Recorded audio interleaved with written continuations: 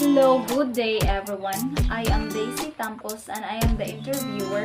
And now I will interview a parent and a learner about the instructional modules. Here they are, a parent, Mrs. Ginalyn Santo, and a learner, Miss Chrisley Bukay. We will interview first Mrs. Ginalyn Santito. So here are the questions, Mrs. Ginalyn.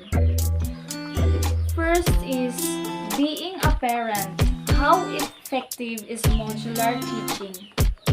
Hi, good morning. So my name is Ginalyn M. Santito. So a full-time mother or a full-time parent with 2 daughters. So the first question is, how effective is modular teaching? So for me, as a parent, modular instructions or modular teaching is more effective in the teaching learning method than in traditional learning techniques. So, because students know their own pace with this modular approach. So, para nako, effective ra ang modular teaching para sa mga students na higher grades. Like for example, in grade 4, 5, and 6. How about the kids that in the lower grades? How about kindergarten, grade 1, 2, and 3? So, effective siya para sa mga students nga nasa higher grades kay which is pwede na sila dili mag-guidance sa ilang parents nga sila na lang mo answer sa ilang module. So how about the kids nga nasa lower grades? Grade 1, so na ako'y grade 1 students. So every time nga kuan sila mag-online, so online man sila ilang klase, so kinahanglan guidance na adjud ko sa iyahang kilid kay dili siya dapat nga pasagdaan lang nako kay even though makabaw siya og unsay buhaton pero kinahanglan gyapon siya guide sa parents kay naapoy mga questions or subjects nga dili niya dili niya masabtan, so kinahanglan siya guide sa parents. So para nako effective lang siya para sa mga higher grades.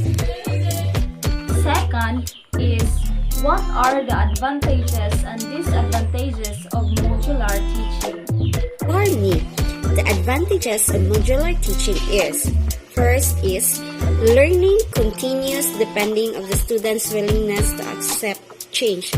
Namang yung mga bata nga willing mo learn and mo accept sa ilahang sayo. For example, kung guidance sila sa ilang parents nga, tanaw sa parents nga, tanaw na yung imong answer if sakto ba na siya.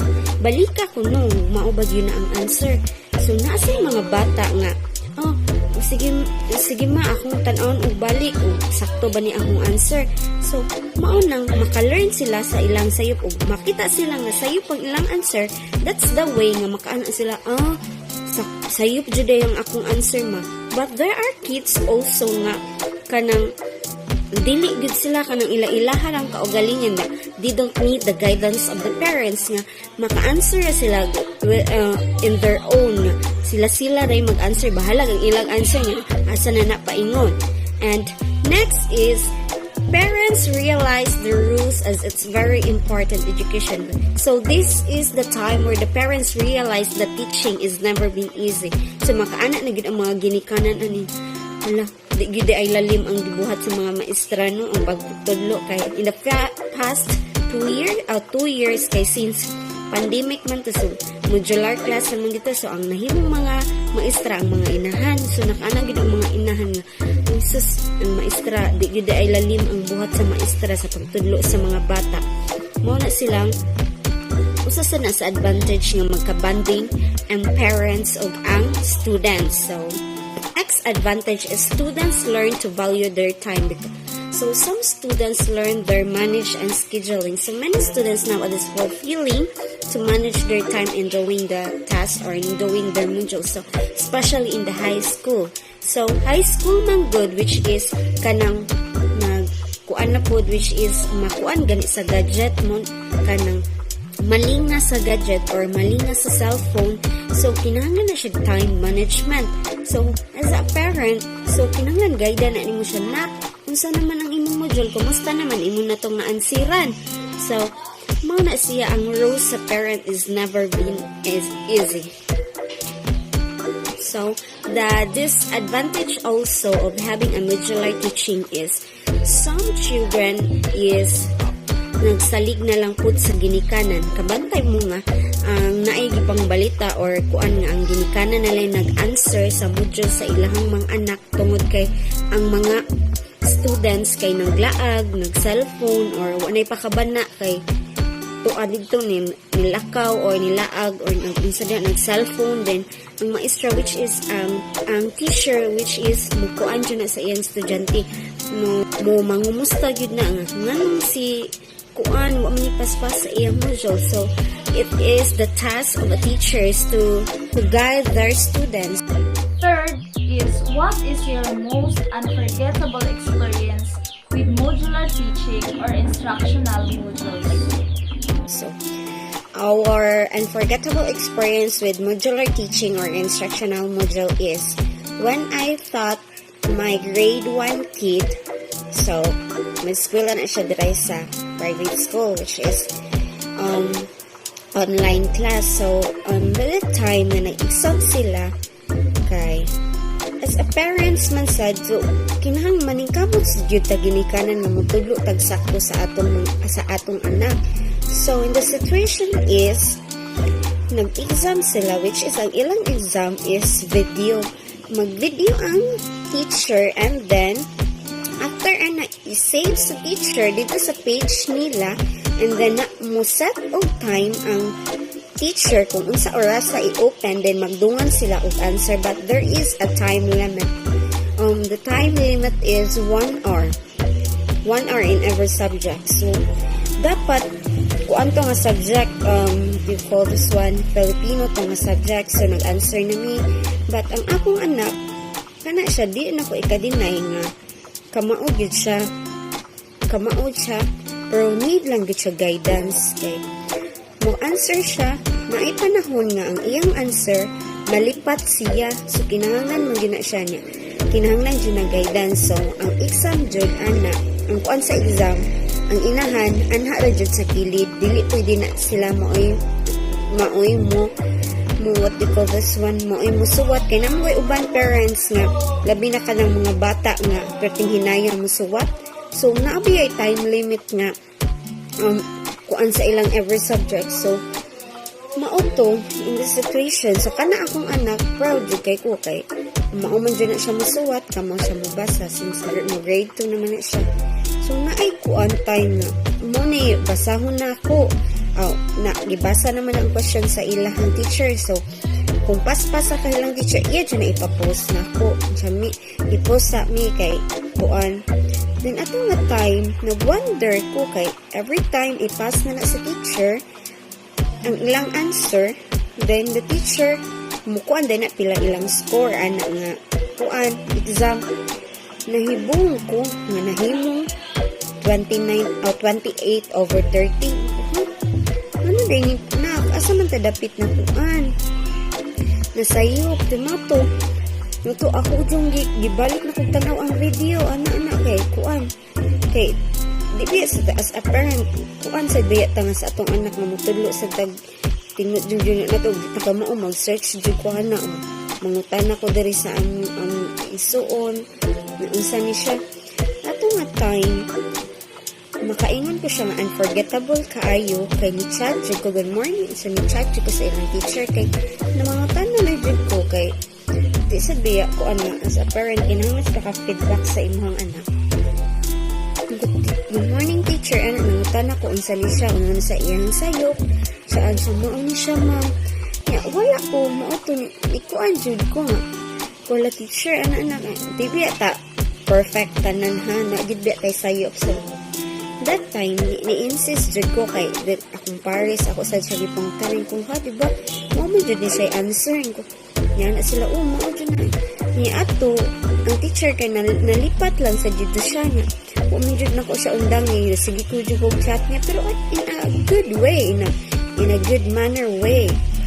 Kanang ko ano dyan na cooperate ko.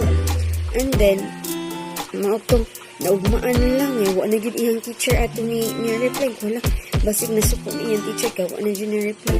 Pagkaugma na, basig i-trace to sa iyang teacher, and then nangayog yun siya pasaylo ka, nalipat siya may nalipat.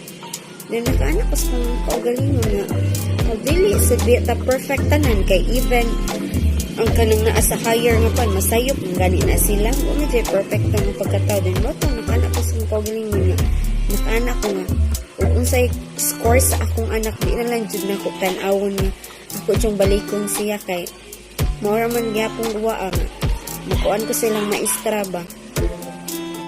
Fourth is, which would you prefer? Modular instructions, face-to-face classes, or online? Support your answer. So for me, I would prepare face-to-face classes. Kay diha na to mahibaw-an kung unsa gyud ang kuan sa imuhang anak. Kung kamao ba gyud or dili. Kay in a modular instruction na ay tendency nga ang parents mo ay mo answer sa module. Ang online side which is the same as modular. Parihara na po sila modular. So at naaman po advantage ang modular but prepared jud na ko ang face-to-face class which is nga naagid sa eskwelahan. Kay diha ma-trace sa teachers kung kinsa jud kamao or dili kamao sa klase. Lastly is, if you given a chance to speak up and hear out your voice regarding the type of classes we are into, what will you say? A parent, a full-time parent, all I can say is face-to-face classes is very important, especially to those mother who are working and cannot dili sila makahatag og time sa ilang anak nga pag-answer sa modules. So mo nang importante kay ang face-to-face class. So hopefully nagsugod naman ta face-to-face karon, and then padayon na siya sa kuan sa hangtod. So more na akong ikasulti og salamat. So now let's proceed to a learner, Miss Chrisley Bukari. So, being a learner, how effective is modular teaching? As a learner, if I would give in a rate 1 to 10 of how effective is modular teaching, I would give it a rate of 3. Second is, what are the advantages and disadvantages of modular teaching? The advantage of modular teaching is, even though we are in our home, we still continue our study. The disadvantages, on the other hand, are it made us dependent researching the answers in Google or Brainly, while some were asking their classmates to send the answers via Messenger. So with that, it made us learn nothing and understand nothing. If there's any, it is only a little, unlike to the face-to-face classes where the students learned a lot because there are these teachers who made effort just to make their students understand and learn from the lesson. Third is, what is your most unforgettable experience with modular teaching or instructional modules? My most unforgettable experience with modular teaching was, there's a time that the internet connection in our area was very slow and I can't access to any online platforms to seek or to search answers on my module. So what I did is, I forced myself to answer my modules on my own. I read and read my modules repeatedly. After that, I answered the questions. What made me laugh is the question, what I have learned. After reading the question is, I questioned myself. Did I learn something? Or did I even understand the content of my modules? But despite of that thoughts, I still answered that part of question even though I hardly understand the modules. So regardless of whether I understand the modules or not, I still answered my modules by myself. Fourth is, which would you prefer? Modular instructions, face-to-face classes, or online? Support your answer. Of course, I would prefer face-to-face classes simply because Face-to-face classes gives off more different vibes in which the students learned a lot. The way the teachers do their best in teaching as they can made us students motivated to listen, understand, learn, and bring those lessons we learned as we grow. Lastly, is if you given a chance to speak up and hear out your voice regarding the type of classes we are into, what will you say? If I would given a chance to speak up and hear out my voice regarding to the new type of classes we are into, I would say having gadgets and good access of internet connection is very crucial to the new modality of learning. But not everyone is privileged to have these things. So teachers should be more considerate to their students on why they pass their outputs late. What if the reason behind that is they don't have their own gadgets and they only borrowed to their relatives? What if they don't have enough internet connection server or don't have enough money to connect to Wi-Fi? Plus the personal or family problems and financial problems. We don't know what they have been through. So teachers, be considerate to your students. Stop using the script. Kung kaya sa uban, nganong ikaw dili.